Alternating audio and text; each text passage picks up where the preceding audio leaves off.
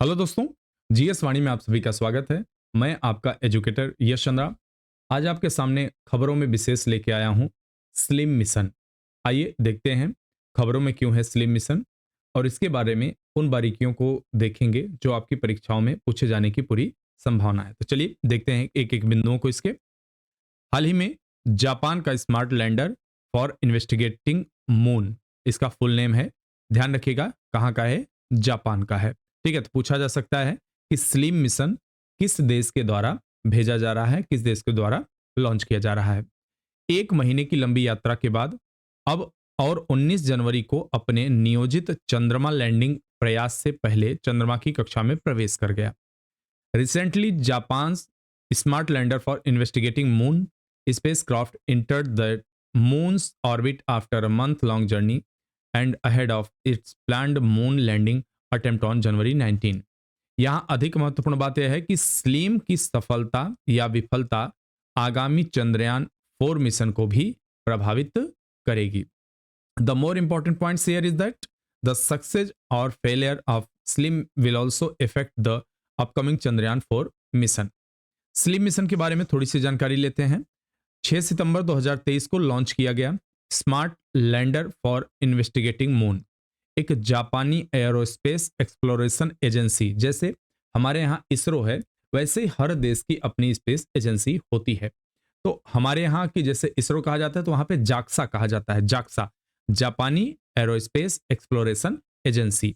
Launched on 6th September 2023, Smart Lander for Investigating Moon is a Japanese Aerospace Exploration Agency JAXA mission। इसे हल्के अन्वेषण प्रणालियों का उपयोग करके चंद्रमा और ग्रहों के अध्ययन में तेजी लाने के उद्देश्य से सटीक चंद्र लैंडिंग तकनीकों को प्रदर्शित करने के लिए डिजाइन किया गया है। It is designed to demonstrate precision lunar landing technique aimed at accelerating the study of the moon and planet using light exploration system। इस मिशन द्वारा प्रदर्शित तकनीकें भविष्य के चंद्रमा नमूना वापसी मिशनों, यह क्या चीज है, तो यहां पे कह रहे हैं कि mission will pave the way for future lunar sample return mission. मतलब चंद्रमा की सतह पर जाकर वहां पे जानकारी इकट्ठा करना या फिर वहां की मिट्टी का सैंपल लेके उसको अर्थ पे वापस लाना, यह काम मुख्य रूप से इसका कार्य होगा के मार्ग प्रशस्त करेगी। मतलब इस तरह के आगे आने वाले मिशनों के लिए यह एक लैंडमार्क साबित होगा, एक माइलस्टोन साबित होगा। स्लिम को H2A रॉकेट पर अगली पीढ़ी के एक्सरे अंतरिक्ष दूरबीन एक्सरिज्म के साथ लॉन्च किया गया था। SLIM was launched on an H2A rocket with next generation x-ray space telescope एक्सरिज्म।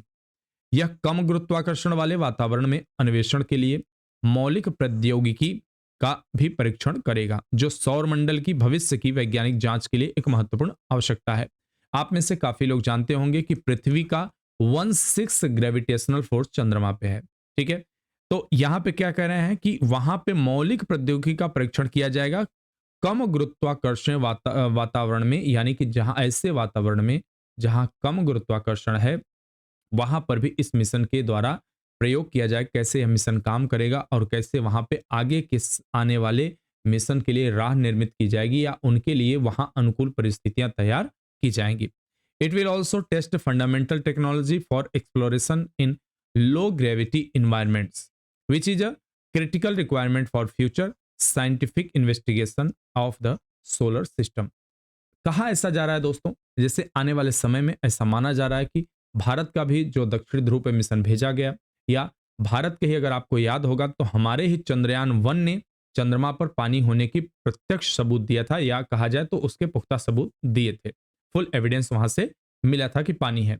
अगर चंद्रमा पर कोई स्टेशन बनाया जाता है तो उसके थ्रू अगर हम कहें जो एक्सोप्लेनेट या फिर हमारे अन्य ग्रहों पर कोई मिशन भेजा जाना है तो हम चंद्रमा को एज अ लॉन्चिंग पैड इस्तेमाल करेंगे चंद्रमा को आने वाले समय में। तो कहीं न कहीं पृथ्वी से जो दूरी है, पहली चीज किसी ग्रह पर हम उसे लॉन्च करते हैं तो ज्यादा खर्च आता है, लेकिन अगर हम स्पेस में ही कोई मिशन को लॉन्च कर रहे हैं तो आने वाले समय में हमारी प्रौद्योगिकी, हमारी तकनीक इस स्तर पे पहुंच जाएगी कि चंद्रमा को हम एज अ लॉन्चिंग पैड प्रयोग कर सकते हैं आसानी के साथ। वहां पर तमाम प्रकार की कॉलोनी बनाई जा सकती है, साइंटिफिक कॉलोनी बनाई जा सकती है, नॉर्मल कॉलोनी नहीं, साइंटिफिक कॉलोनी वहां पे होंगी और वहां पे तमाम प्रकार के R&D प्रोग्राम चलते रहेंगे।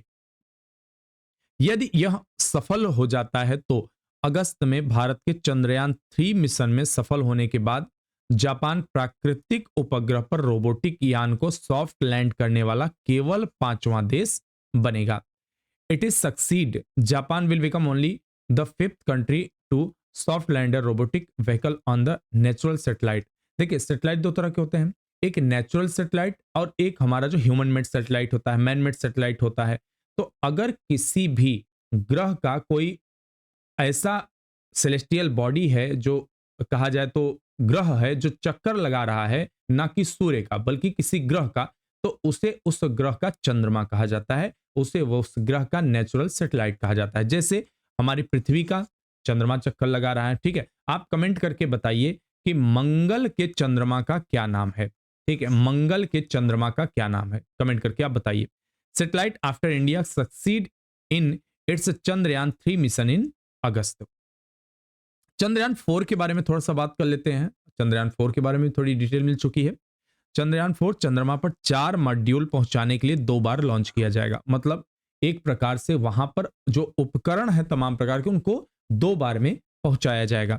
यह परियोजना चंद्रमा की सतह से नमूने इकट्ठा करने के लिए एक लैंडर और एक सेंडर भेजने के साथ शुरू होगा। मतलब वहां से नमूने इकट्ठा करके पृथ्वी तक भेजने की भी व्यवस्था होगी। Chandrayaan 4 will be launched twist to deliver 4 modules to the moon. The project will begin with sending a lander and an ascender to collect sample from the lunar surface. यह संभवतः चंद्रयान के दक्षिणी ध्रुव के करीब पहुंचेगा क्योंकि इस क्षेत्र ने पानी की बर्फ की स्पष्ट प्रचुरता के कारण दुनिया भर का महत्वपूर्ण ध्यान आकर्षित किया है। वैज्ञानिकों का मानना है कि इसका खनन रॉकेट ईंधन और जीवन समर्थन दोनों के लिए किया जा सकता है। इसमें अंतरिक्ष यान चंद्रमा की यात्रा करेगा, उतरेगा, नमूने एकत्र करेगा और फिर अंतरिक्ष से दूसरे मॉड्यूल से जुड़ेगा। आप अगर नेट पे डालेंगे, अगर आप गूगल क्रोम पे भी डालते हैं तो इसके अलग अलग मॉड्यूल के बारे में वहां पे आपको दिखाया गया है अच्छे तरीके से। वो चीजें थोड़ा सा और अच्छे से आपकी समझ में आएंगी। जब 2 मॉड्यूल पृथ्वी के पास आएंगे तो वे 2 भागों में विभाजित हो जाएंगे। एक हिस्सा पृथ्वी पर वापस आ जाएगा जबकि दूसरा पृथ्वी की परिक्रमा करेगा। चंद्रयान 4 अपने पूर्ववर्ती की तुलना में अधिक जटिल होने की उम्मीद है। When 2 modules come near the Earth, they will split into 2 parts. One part will return to Earth while the other will orbit the Earth. Chandrayaan 4 is expected to be more complex than its predecessors. ठीक है, मतलब यह क्या होगा कि जब हम किसी भी प्रकार की उन्नत तकनीकी का प्रयोग करते हैं या फिर हम अपने काम की डाइवर्सिटी को बढ़ाते हैं तो उसके बाद जो हमारी तकनीक होगी वो जटिल होती चली जाएगी ऑटोमेटिक। ठीक है, आने वाले समय में आप देखेंगे, अभी हमने क्या किया था, पहले एक बार हम गए चंद्रमा का चक्कर लगाने के लिए भेजे, उसके बाद हमने क्या किया, चंद्रमा पर दूसरा मिशन भेजा जो वहां पे लैंड किया। अब हम क्या करेंगे कि चंद्रमा पर लैंडर को पहुंचाने के बाद वहां से सैंपल कलेक्ट करेंगे और उसे अर्थ तक लाएंगे। तो कहीं ना कहीं आप देखिए तो यहाँ पर क्या है, वर्क वेरिएशन बढ़ रहा है, काम का तरीका बदल रहा है। जब काम का तरीका बदल रहा है तो टेक्नोलॉजी भी बदलेगी और जब टेक्नोलॉजी बदलेगी तो ऑब्वियस सी बात है कि उसमें जटिलता भी बढ़ेगी। सबसे पहले वजन के संदर्भ में चंद्रयान 3 रोवर केवल 30 किलोग्राम का था जबकि चंद्रयान 4 चंद्रमा पर 350 किलोग्राम के विशाल रोवर को उतारने की योजना बना रहा है। Firstly, in the term of weight, the Chandrayaan 3 overweight only 30 kg, while Chandrayaan 4 is planning to land a giant rover weighing 350 kg on the moon. तो यह इस प्रकार से कहा जाए तो कहीं न कहीं जापान के द्वारा जो ये मिशन भेजा जा रहा है, हम कह सकते हैं कि आने वाले भारत के मिशन के लिए भी वह रास्ता तैयार करेगा और कहें तो भारत के लिए ही नहीं बल्कि विश्व के अगर कोई और देश हैं तो उनके लिए भी कहीं न कहीं मार्गदर्शक का कार्य करेगा। दोस्तों, स्पेस में हम बात करें, अगर स्पेस टेक्नोलॉजी में बात करें, अगर हम वर्ल्ड वाइड किसी बात की जैसे अगर कोई मानव कल्याण के हित में कोई कार्य हो रहा है तो उसमें सामान्यतः प्रत्येक देश सहयोग करते हैं। जैसे अगर आपको पता होगा, आप लोग जानते होंगे इंटरनेशनल स्पेस स्टेशन है एक, ठीक है। इंटरनेशनल स्पेस स्टेशन है आईएसएस, ठीक है। इस इंटरनेशनल स्पेस स्टेशन को रूस और अमेरिका मिलके इसको अभी तक चला रहे थे, ठीक है। और इसमें रूस अमेरिका के अलावा और तमाम देश ऐसे हैं जिनकी सहभागिता थी। क्यों? क्योंकि इस प्रकार के कार्य को पूरी मानवता के लिए माना जाता है। तो कहीं न कहीं इस मिशन के द्वारा, स्लिम के द्वारा, न केवल अदर देशों को, भारत के लिए भी काफी कुछ मिलने वाला है। तो चलिए इसी के साथ इस सेशन को समाप्त करते हैं। मिलते हैं किसी नई वीडियो में एक नई जानकारी के साथ। तब तक आप हमारे साथ बने रहिए। बहुत सारा धन्यवाद और शुभकामनाएं।